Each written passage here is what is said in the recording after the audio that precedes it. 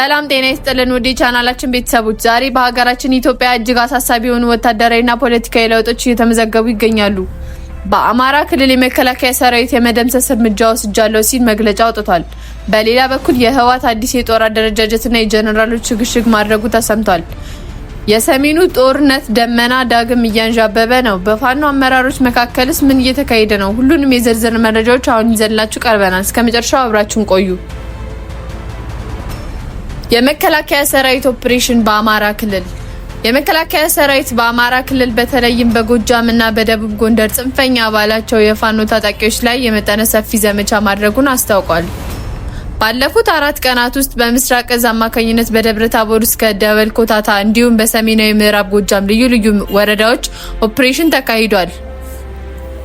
መከላከያ ከክልሉ ጸጥታ ኃይል ጋር በመሆን መራዊ፣ ዳንሳ፣ ማርያም፣ ቁርጥ ባህርና ኮሊ አባይ በረሃን ጨምሮ በርካታ ቦታዎችን ነጻ አውጥቻለሁ ብሏል።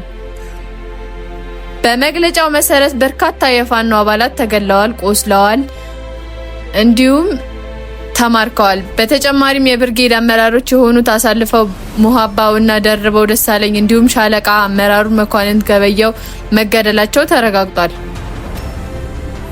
የተማረኩት መሳሪያዎችም ክላሽንኮቭ የቃታ መሳሪያዎችና ሽጉጥና የብሬን ጥይቶች መማረካቸውን ሰራዊቱ ይፋ አድርጓል። የህወሓት አዲስ ወታደራዊ ዝግጅት። ከሳምንታት በፊት በጠቅላይ ሚኒስትር አብይ አህመድ ህወሓትን ለጦርነት እየተዘጋጀ ነው በሚል የሰጡት መግለጫን ተከትሎ አሁን ላይ በትግራይ ኃይሎች ውስጥ ትልቅ መዋቅር ለውጥ መደረጉ ታውቋል። አዲሱ የእዝ ሰንሰለት። የትግራይ ተዋጊ ኃይሎች በጊዜያዊ አስተዳደሩ ፕሬዝዳንት ሌተናል ጀነራል ታደሰ ወረዳ በሚመራ አንድ ማዕከላዊ እዝ ስር እንዲጠቃለሉ ተደርጓል። የግንባር አዛዦች ሽግሽግ። ሰሜን ግንባር በጀነራል ፍስሐ ኪዳኑ ወይም ማንጁስ ይመራል። የደቡብ ግንባር ደግሞ በጀነራል ዮሐንስ ወልደ ጊዮርጊስ ወይም ጆን መዲድ ይመራል። ምዕራብ ግንባር በሜጀር ጀነራል ምግበይ ኃይለ ይመራል። የአርሚዎች ስምርት።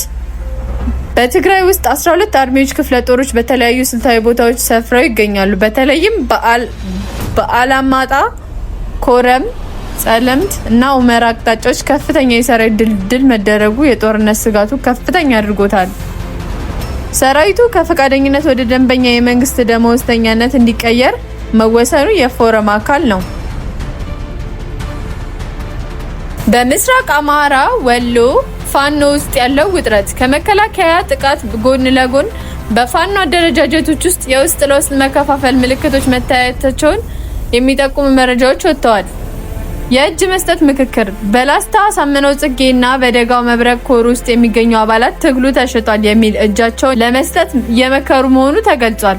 እነ ምሬ ወዳጆ ጦር ከቁጥጥራቸው ውጭ ሆኗል ለማለት የመቀለ አመራሮችን ደውለው ከፍተኛ ችግር ውስጥ መሆናቸውን እየገለጹ እንደሆነ ይነገራል።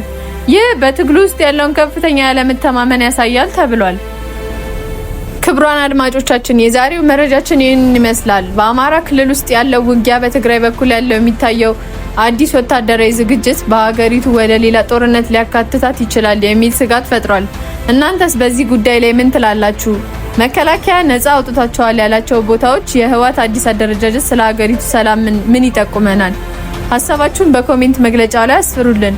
ቪዲዮን ከወደዳችሁት ላይክ በማድረግ ለሌሎች እንዲደርስ አጋሩ። ለቻናላችን አዲስ የሆናችሁ ደግሞ ሰብስክራይብ በማድረግ ቤተሰብ ይሁኑ። ስለተከታተላችሁን እናመሰግናለን። ሰላም ለኢትዮጵያ።